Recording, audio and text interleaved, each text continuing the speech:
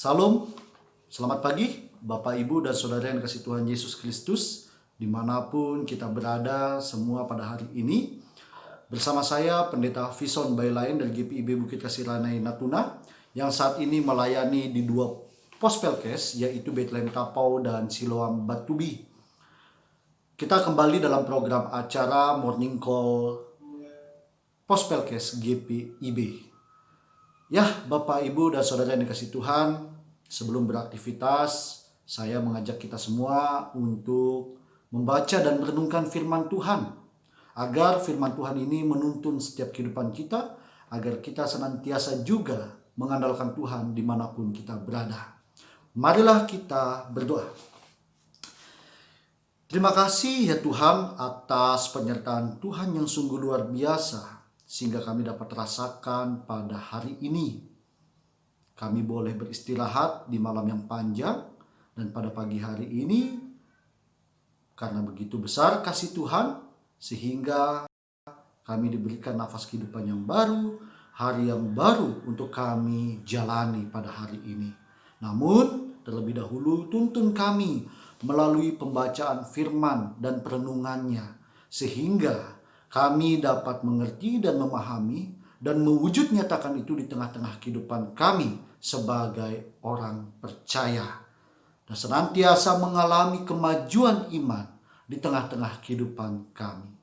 Bersabdalah ya Tuhan, karena kami telah siap mendengarkan firman-Mu. Amin. Bapak, Ibu, dan Saudara yang dikasihi Tuhan Yesus Kristus, sesuai pembacaan firman Tuhan dari Sabda Bina Umat hari Selasa tanggal 30 Juni yang diambil dalam kitab Amsal pasal 10 ayat 1 sampai 10 dengan tema bijak atau bebal. Saya akan membacakan bagi kita semua. Amsal 10 ayat 1 sampai 10. Amsal Salomo, anak yang bijak mendatangkan sukacita kepada ayahnya, tetapi anak yang bebal adalah kedukaan bagi ibunya. Harta benda yang diperoleh dengan kefasikan tidak berguna, tetapi kebenaran menyelamatkan orang dari maut. Tuhan tidak membiarkan orang benar menderita kelaparan, tetapi keinginan orang fasik ditolaknya. Tangan yang lamban membuat miskin, tetapi tangan orang rajin menjadikan kaya. Siapa mengumpulkan pada musim panas, ia berakal budi. Siapa tidur pada waktu panen, membuat malu. Berkat ada di atas kepala orang benar, tetapi mulut orang fasik menyembunyikan kelaliman. Kenangan kepada orang benar mendatangkan berkat, tetapi nama orang fasik menjadi busuk.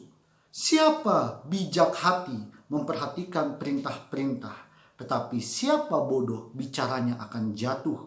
Siapa bersih kelakuannya, aman jalannya, tetapi siapa berliku-liku jalannya akan diketahui. Siapa mengedipkan mata menyebabkan kesusahan, siapa bodoh bicaranya akan jatuh. Ya, Bapak, Ibu, dan Saudara yang dikasihi Tuhan Yesus Kristus, izinkan saya untuk membacakan sebuah deskripsi tentang kata bebal bagi kita semua. Celaka orang bebal selalu berpikir pintar di dalam hidupnya. Diberitahu, ia tidak peduli. Kita berbicara, ia tidak mendengarkan. Telinganya untuk dirinya. Kebenaran baginya, kebenaran yang dipahaminya. Bebal membuat ia tak pernah mau belajar. Menjadi bodoh karena dunia dipikir miliknya. Dan ayunan langkahnya, hari ke hari ia menjalani hari-hari yang sempit. Karena dunia adalah dia. Dirinya satu-satunya itu yang didengarkannya. Celaka sudah tertangkap tangan, ia diberi pengertian, tapi tetap menyangkalnya. Orang bebal tak pernah tahu dia salah, sekalipun bukti tertumpuk di mana-mana. Orang bebal selalu menggugah dia benar dan berteriak, ini jalanku dan hidupku. Bahkan di bibir jurang pun ia masih saja bertolak pinggang, bangga menyatakan pilihannya.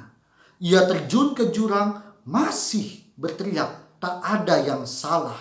Sampai kemudian suaranya tak terdengar, terhempas di dasar jurang. Bapak, Ibu, dan saudara yang dikasihi Tuhan Yesus Kristus, demikian deskripsi tentang kata bebal. Saya teringat sekali dengan istilah Santiaji. Bapak, Ibu, dan saudara yang kasih Tuhan. Ini istilah yang sering kali dipakai oleh militer atau tentara nasional Indonesia. Santiaji ini merupakan istilah nasihat dari senior kepada juniornya. Supaya apa? Supaya juniornya hidup lebih baik, hidup terarah, hidup lurus, supaya mereka menjadi abdi negara yang benar, sesuai dengan jalannya. Ya, Amsal pun demikian, Bapak, Ibu, dan saudara yang dikasihi Tuhan. Ini merupakan nasihat Raja Salomo kepada kita semua. Dia mengajak kepada kita semua untuk menjadi pribadi yang bijak, pribadi yang tidak bebal. Kata bebal tadi saya sudah deskripsikan bahwa orang bebal, orang yang selalu menganggap dirinya pintar. Orang yang selalu menganggap segala sesuatu yang ia tahu adalah sesuatu yang baik. Tidak menerima masukan orang lain. Tidak mau menerima apa yang menjadi kemauan di sekitarnya. Dia lebih cenderung menganggap bahwa sayalah yang baik, sayalah yang benar. Makanya dikatakan firman Tuhan kepada kita semua pada ayat yang ke-6. Berkat ada di atas kepala orang benar, tetapi mulut orang fasik menyembunyikan kelaliman.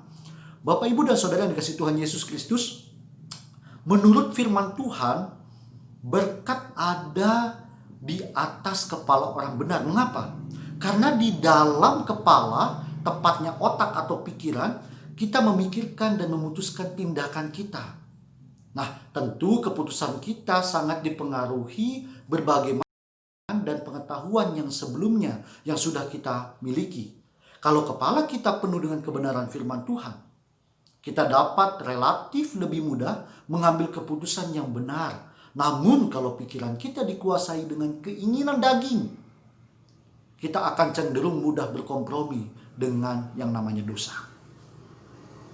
Akhir-akhir ini, Bapak, Ibu, dan saudara yang dikasihi Tuhan, saya melihat bahwa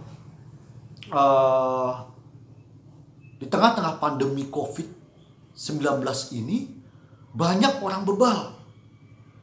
Salah satunya contoh, Bapak, Ibu, bukan saja dari orang-orang biasa, tetapi artis maupun orang-orang terkenal yang kita sering jumpai di sosial media maupun televisi, yang berkata bahwa saya siap untuk disuntik virus corona. Karena virus corona ini adalah virus yang tidak berbahaya dan sifatnya konspirasi untuk menjatuhkan negara-negara lain. Dia selalu menganggap bahwa apa yang ia pikirkan, apa yang ia tahu adalah yang baik dan benar. Sehingga membuat dirinya tersesat. Bapak, Ibu, bayangkan saat ini banyak sekali korban yang menjadi pandemi COVID-19. Meninggal, lalu yang saat ini tersiksa, merasakan sakit di rumah sakit. Keluarga-keluarga yang bisa dikatakan psikisnya juga mengalami kondisi yang tidak begitu baik.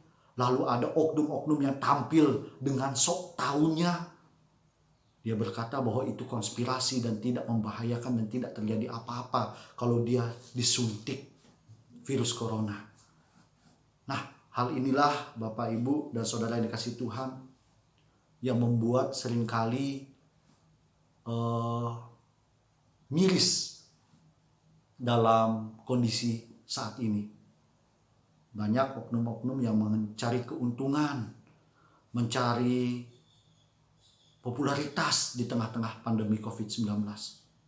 Bagaimana dengan di gereja? Di gereja pun demikian. Ada yang menganggap bahwa dirinya lebih daripada sesamanya, lebih pintar, lebih banyak pengalamannya, karena dia sudah terjun, sudah makan asam garam di lapangan yang banyak, sehingga menjadi kesombongan dalam dirinya, pengen didengar, pengen diakui, pengen diterima setiap masukannya tanpa dia berpikir bagaimana nasib sesamanya maupun dirinya sendiri. Dia tidak pernah introspeksi diri bahwa dirinya salah. Dia selalu menganggap dirinya benar. Bukan saja jemaat, pelayan-pelayan Tuhan, maupun kita semua dimanapun kita berada. Seringkali kita bukan menjadi berkat, kita malah menjadi batu sandungan di tengah-tengah persekutuan kita tanpa kita sadari, Bapak Ibu dan Saudara yang dikasih Tuhan. Ketika ada orang lain yang menegur kita selalu membentengi diri dengan pengetahuan kita. Ingat Bapak Ibu dan Saudara yang dikasih Tuhan, berbicara bijak bukan berbicara banyaknya pengalaman Bapak Ibu dan Saudara yang dikasih Tuhan. Bukan berbicara banyaknya titel atau gelar pendidikan kita. Pengetahuan yang kita dapatkan di bangku pendidikan. Bicara bijak adalah bicara hikmat yang Tuhan berikan dalam kehidupan kita. Di mana kita mendekatkan diri kepada Tuhan. Kita minta Tuhan mengatur hidup kita. Kita minta Tuhan menuntun setiap langkah kehidupan kita di tengah-tengah pergumulan hidup yang kita hadapi. Seperti ayat yang pertama tadi, Bapak, Ibu, dan Saudara yang dikasih Tuhan. Anak yang bijak mendatangkan sukacita kepada ayahnya. Orang tua selalu memberikan nasihat kepada kita semua. Sebagai anak-anak muda, sebagai anak-anaknya, orang tua tidak ingin anak-anaknya tersesat. Orang tua tidak ingin anak-anaknya hidup dalam dosa. Tapi mereka menginginkan kepada kita semua supaya kita hidup dekat dengan Tuhan, supaya hidup takut akan Tuhan. Sehingga ia tidak mau anak-anaknya menjadi anak-anak yang bebal. Tuhan pun demikian. Bapak, Ibu, dan Saudara yang dikasih Tuhan. Kita selalu berbicara tentang saya dituntun oleh kuasa Roh Kudus. Saya dituntun oleh Roh Tuhan. Apa yang menjadi keputusan saya ini berasal dari Tuhan. Tunggu dulu, Bapak, Ibu, dan Saudara yang dikasih Tuhan. Kita harus koreksi diri kita sendiri. Kita harus introspeksi diri kita sendiri. Jangan kita selalu memandang orang lain itu tidak tahu apa-apa. Jangan kita selalu memandang orang itu lemah. Orang lain di sekitar kita lemah. Tidak punya pengetahuan yang luas. Tapi Bapak, Ibu, dan Saudara yang dikasih Tuhan, mari kita merendahkan hati kita. Kita terima masukan sesama kita, di mana kita juga harus bergandengan tangan di dalam menjaga persekutuan, maupun di tengah-tengah kondisi pandemi COVID, kita jangan membiarkan pemerintah juga berjalan sendiri. Kita juga harus menjadi rakyat yang bijak, umat yang bijak untuk mendukung setiap apa yang menjadi kebijakan pemerintah. Jangan kita berjalan dengan sok taunya kita. Secara kasarnya begitu, Bapak, Ibu. Belum tentu kita lebih baik dibandingkan sesama kita. Belum tentu juga kita menjadi orang yang sangat bijak di antara orang-orang sekitar kita. Tetapi mari kita menganggap diri kita lemah, kita perlu belajar, kita perlu banyak menggali pengetahuan dari Tuhan. Kita merendahkan hati kita, kita minta Tuhan isi hati kita, hidup kita, dan pikiran kita. Sehingga segala sesuatu apa yang kita lakukan berjalan sesuai dengan kehendak Tuhan. Mari kita awali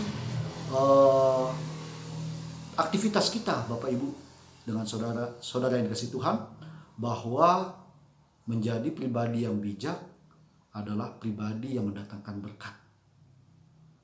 menjadi saluran berkat bagi sesama, menguatkan satu dengan yang lain. Seperti kitab Amsal ini yang menjadi berkat dalam kehidupan kita. Jangan selalu kita berbangga diri dalam kehidupan kita. Mari kita rendahkan hati, biarlah nama Tuhan yang dimuliakan walaupun kita yang semakin kecil. Karena Tuhan sudah begitu baik dalam kehidupan kita. Biarlah segala sesuatunya kita hanya untuk hormat bagi kemuliaan nama Tuhan. Karena kasih karunia Tuhan sungguh luar biasa kita rasakan. Jadilah pribadi yang bijak. Jangan selalu menjadi pribadi yang bebal. Karena bebal mendatangkan maut, mendatangkan dosa.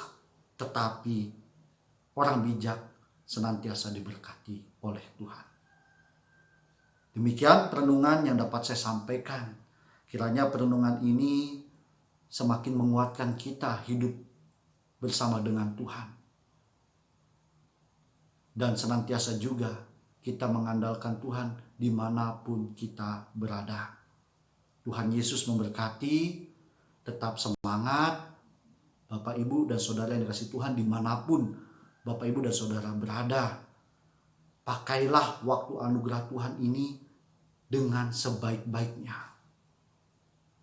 Sehingga dimanapun kita berada, terang Tuhan nyata dalam kehidupan dunia kita. Tuhan Yesus memberkati kita semua. Amin. Marilah Bapak Ibu kita berdoa.